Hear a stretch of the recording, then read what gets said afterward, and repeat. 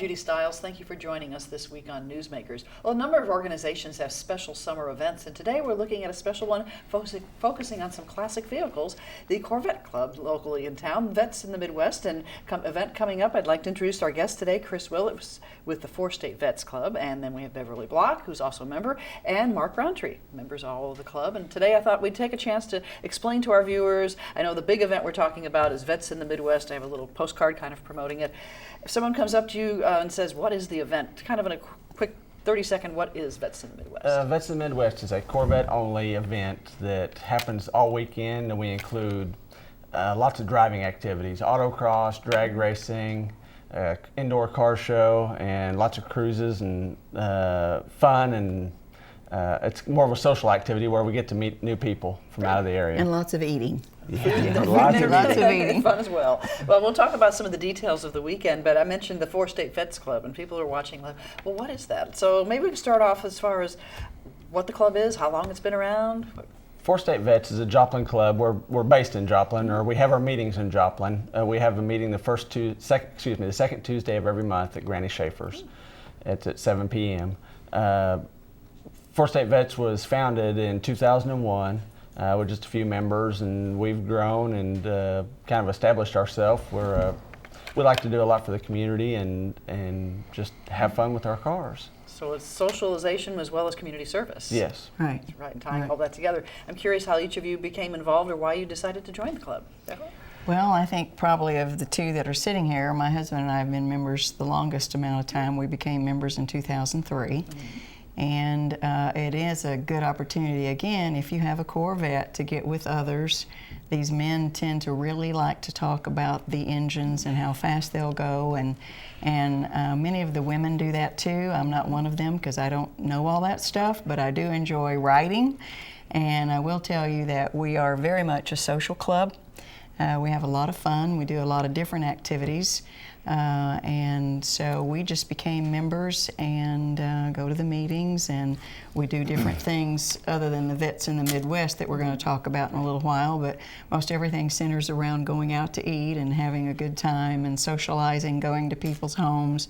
And so that's how we got involved, just as a good social event. Great. How about you, Mark?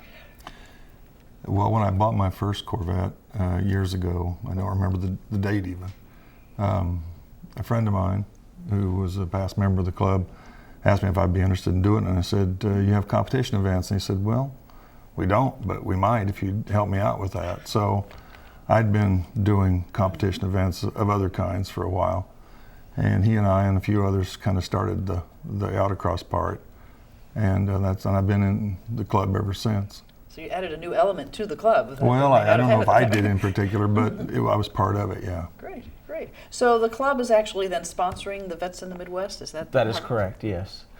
I'd like to get back to the club. My wife first brought the idea up for me to join the club, and I thought it would just be a bunch of stuffy old people, and I really wasn't interested. And we went to a few meetings and seen what fun it was and started going on some cruises and stuff, and it was just a blast. Vets in the Midwest, Four State Vets puts that on once a year. In June, usually, the first weekend of June, and I'm sorry, I forgot where you was it. So this is an event that you're sponsoring. You're bringing people in from around the region then for this. It's not just for your club. Correct. Most of the people that come are from out of state. Mm-hmm. Some are within the state, but most are from out of the state. Now, of course, Corvettes are cars that really turn people's heads. When you drive by in one of them, they're going, wow. And I know recently we had one of our students shoot some video of when you had a cruise here in Joplin. So if we can take a look at some of that video and talk about that aspect of where you just get members together and say, I guess, let's go for a drive. Okay, can I talk on that? Sure, we can take a look at what we have. We usually do our cruises on Saturdays, and a bunch of us meet together, and the last cruise that we had, well, I think there were 15 cars, and this particular cruise we went over to Grand Lake. One of the couples in our group has a home on Grand Lake, so we were all invited to grill hamburgers. So we had a wonderful lunch, and then we went to Pensacola Dam and had a tour of the dam, which was so interesting. We just had a ball. And they did say when we left that we were one of the funnest groups they've ever worked with, so I can tell you that we do have fun. After that, we went to another couple, has a home on the lake, and so we went to their house for dessert. And so we had several in the month that had birthdays and anniversaries, so we had cake and ice cream, and that's how we kind of culminated that day. But we do that quite often. We try to have a cruise about every month. It is very dependent upon the weather. I will tell you that the Corvette drivers do not like rain. Keep it inside. So when there's rain, we postpone or we reschedule. My car's waterproof. My husband's is not. And I was going to go back too about just the organization itself, because I was kind of talking about the men. Most of our members, well, I don't want to say most, but many of our members have multiple cars. They have more than one car. Some of them maybe have a newer car, and then some of them have older that they're restoring or have restored, but some of the women have their own cars. His and her cars. His and her cars, that's right. So it is very much inclusive of male and female. And it's not, you don't have to be a couple to be a member. In fact, we'd like for everybody that sees this that has a Corvette to join us. Our membership dues per year, $50. It's $50 per couple or $40 per individual. Okay. And that's not bad. And that covers NCCC, which is NCCC insurance, I guess, which is a National Council of Corvette Clubs. So that covers that fee, which is most of the membership dues, cost, right? yes, the annual dues. And when Mark talks about autocross in a moment, part of those dues, that CCC insurance covers the autocross and anything that might happen during those events. But anyway, we have these wonderful cruises, and then other times we'll just pick a night maybe just to go out to eat. We don't really call it a cruise maybe, but we all show up at a location and just go out and have a nice meal. And we try everything. We go to all kinds of different places. We go to little ma and pop type shops, but then we go to nice restaurants, and so we like to do quite a few things. And don't we have, how many members do we have now? I think about 52 members now. 52 members, so we're a pretty good sized group. We have quite a few members in our group. And back to the 4 state vets, I think the reason that it's named that, it's very appropriate because we have members from all states, from the 4 state area. It's not just Joplin. Right. We have members from the all area, so which is nice. Great. Now, the Corvette itself, some of our viewers might be curious. We had a lot of nice cars in the video, but there's old classic Corvettes. There's different types of, some good brief history someone could tell me about that. You know, I've heard it called the American sports car, so some background. Mark, you want to cover that? The Corvette, the first Corvette, was pretty much a unremarkable car in 1953. It was pretty much a 53 Chevy with a fiberglass body. And it didn't have much power, and it had a 6-cylinder with an automatic, and it was fairly slow and, like I said, not too remarkable. But it morphed from there to in 1955 to a car with a V8 that had some power, and then the motors, the engines got bigger and bigger, and at the end of that first generation, they call those C1s. They'd gotten horsepower up in the 300s, I believe. And then in the second generation, starting in '63, the Stingray that's where the original Stingray was, yeah. They moved to more serious underpinnings like independent rear suspensions and disc brakes and larger engines, and eventually a large, what they call a big block engine. With the small block engines that had been current to that point, and then upwards of 450 horsepower in that second generation, and they went from that to the C3s, the shark-bodied cars that started in '68 and went through 1983. There was no '84 model year. They kept selling '83s that's wrong. They went to '82. There was no '83, and when they started selling '84s, they were a different body style, which was the C4. The C4 is the version that I have, and that went to '96. And '97 started the C5s, which was a more rounded, more world-class car, a terrific sports car. And it went to 2004, I believe. and it included some fairly legitimate high-performance cars that would outperform a lot of very expensive cars from Europe and other places, and Japan. And then we went from that to the where am I? C6. And that went through 2005 to 2013. And that we started to get serious horsepower numbers in those years, up over 600 horsepower. And now the C7s and the forthcoming, or the soon-to-be here C8s are carrying on that tradition of ultimate performance for bargain money, basically, if you compare them to everything else. There's really not any equivalent, how can I say this? There's not really any long-term mark in the country that has that kind of distinction. There have been some other cars, the Dodge Viper, for example, and there have been some others. But they haven't been continuing since 1953. The car's 50 or 5 years old this year. So it has a long history, long history. tradition. The same, maybe one of the longest running nameplates that has ever existed. And it's taken all kinds of forms. It's stayed pretty much fiberglass bodied, although now we see carbon fiber and some other exotic materials. So they sound like a lot of using the latest technology as they've gone through the years and implementing in the cars? Yes, the technology is just amazing.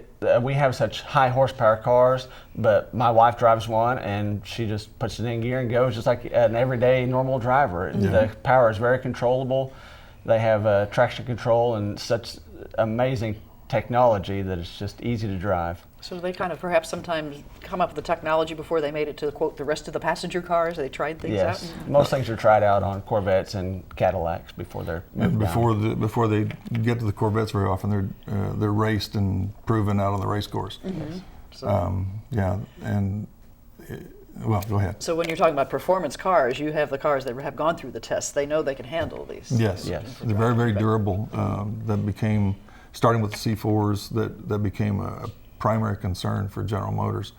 So they spent a lot of time making sure that they could have cars that would run wide open for a long time, testing some of them to 24 hours straight, wide open, and no failures. So you had that kind of thing happening. So you have members in the club who have all the different generations of the vehicles. I don't think, all, but I don't many think of we have them. any C1s anymore, but I think every other generation we have covered, yes.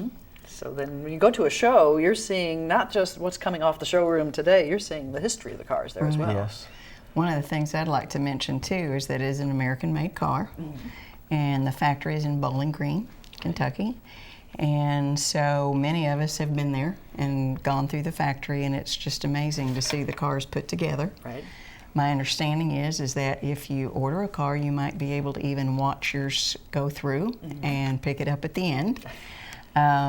So it is very amazing. And then next to or real close to the factory is the Corvette Museum, the National Corvette Museum.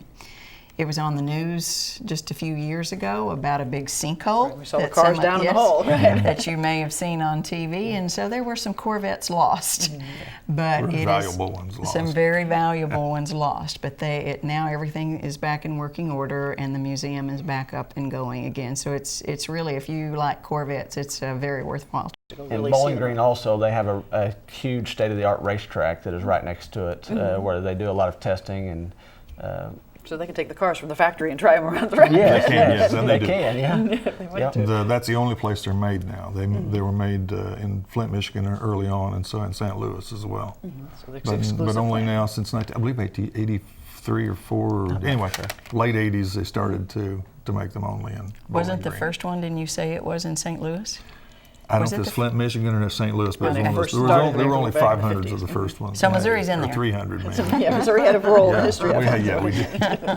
Let's talk a little bit about the event. The Vets in the Midwest, as far as it's in June, the first weekend, I guess, Yes. of June, the first Yes. full weekend. Cars coming from around the region. Let's just a little bit the who, what, where, that type of thing. So where's the main headquarters where things are happening? Yeah, it usually starts around Jack Lawton Webb. The first night we had we have registrations where they can come in and register if they haven't done it online previously at Town Place Suites in Joplin. Okay. And we have a little party that leaves there, and then we go on a cruise after that. So there's a evening. Friday night cruise, everybody getting together. We're Thursday This is night. Thursday night. Thursday actually. night. Okay. Yeah. And we're actually going to Baxter Springs, Right. Kansas that night for a big burger at Red Ball Cafe, which is, we've been there as a group and enjoyed it so much that we thought the people coming from out of town would enjoy that. So that's our first event So on people Thursday coming from evening. around the Midwest come here and they stay here and they go to that Right. evening. So then you Right. have a lot of daily activities. So you have an all-day Friday, then all-day Saturday as well. Yes, Friday, to go over the schedule a little bit, Friday morning is autocross until noon or 2 o'clock whenever autocross is done. We have that down at Crowder College in Neosho. They have a huge truck skid pad, and we have the autocross down there. There's no light poles or curbs or anything for any of the cars No to hit. slide. And Mark's usually sets up the autocross course, and it's all safe, and it is enjoyable. That puts a smile on everybody's face. We have a women's class and men's classes, and break it up, and the women love to drive just as much as the men do. Let's explain for the audience when you say autocross. What, we think of racing and going fast. Just what's involved in an autocross? An autocross is a control speed event, and usually it takes place on large parking lots. Right. Although I've been actually in events on airstrips and city streets even, and everything from small parking lots to gigantic military establishments. Big open Yeah, spaces. and what it is it's called solo racing also. And we have some pictures up here from when it was Yeah, held at that Missouri was Southern. we had it out at Missouri Southern not long ago, and what it is a course. We lay out a course, and I've been doing this since 1985. I think I was trying to remember the other day. I started out with SCCA, but autocross is basically building a course out of these cones, and with safety in mind, foremost in mind, and limiting speed to make it interesting and fast within the scope of the parking lot. Right. And it's one car on course at a time. If it's a big lot, sometimes we'll sneak another car in behind it, but there'll always be separation. Speeds are limited to, I believe our limit right now is 80 miles an hour or less, and you rarely get to that. Yeah. And mostly somewhere in the 40 to 60 mile an hour range. But if you go around a corner fast enough and tight enough, that's pretty exciting.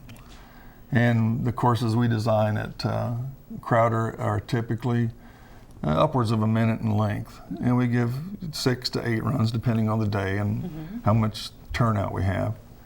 And we run cars in classes so you basically compete against yourself and anybody else that is in that same class. So this is a timed event. It's a timed event. You run against timers. Right. And you run your class, you run your event, your heats, and then you go work while somebody else can do theirs. So it's a real good social event. It's a good thing to learn. Right. We've taught a lot of people how to drive. It's a good place to drive your car like you stole it and not be afraid of being, thrown in jail. So you can use that speed and that performance on the car in this Exactly. controlled environment. Some guys get into it really. Competition. Yeah, they really get into it so much so that they'll buy special tires and special brakes and special suspensions. But most street cars, the only thing we don't really have classes for and we can't allow are tall four-wheel drive vehicles like pickups and Top Jeeps heavy and or stuff something. like that. And there's some cars that have the geometry such that they could turn over. I've never seen it happen ever, and I doubt it could happen for most cars we allow. But you can bring your Honda Civic or your Impala or Try that whatever. course out, right? Not just during Vets of the Midwest, but we have a monthly autocross Oh, at okay. Crowder. I was getting there. Yeah. Okay. We have multiple events during the year. We haven't had our first one yet because of weather. Right. But we have a 2-day event coming up shortly in May. So anybody who has a car that they want to give it a try, they can find Yes. out from you Doesn't when have to they're- be a Corvette. Right. It doesn't have to be a You Corvette. don't have to be scared. We have beginners out there, and we have a big safety meeting before every event, and you can drive your own speed, and you'll get faster and faster and better and better. It's very enjoyable. And we always outline the course so you can see your way around it. You don't have to, you can actually drive between the lines. There's cones, orange cones that Orange mark the cones. course. So you know where you're going, and you can. And are define people- the penalties that if you hit a cone, you get so many seconds off your time. So do people or like to come added. and just watch, where they Oh, can yes. overlook Yes. it and see Yeah. what's happening? Yeah. see what's happening down below. So that type of hands-on driving experience for people that maybe they can't do it otherwise in a safe environment. Right. Being able to do that. Right. You also have a picnic planned or a barbecue planned. Friday evening after the autocross, everybody will get together at McClellan Park for a picnic, and we supply that. Everything's included except for Thursday night meal and Saturday afternoon meal, but everything else is included in the registration fee. So everybody gets together, and then car show itself. Everybody has all these beautiful cars. You put them on display for people to come look at? Yes, the car show is Saturday morning between 8 and 11 at Jack Lawton Webb. The public is welcome to come. We'd love to have as many people.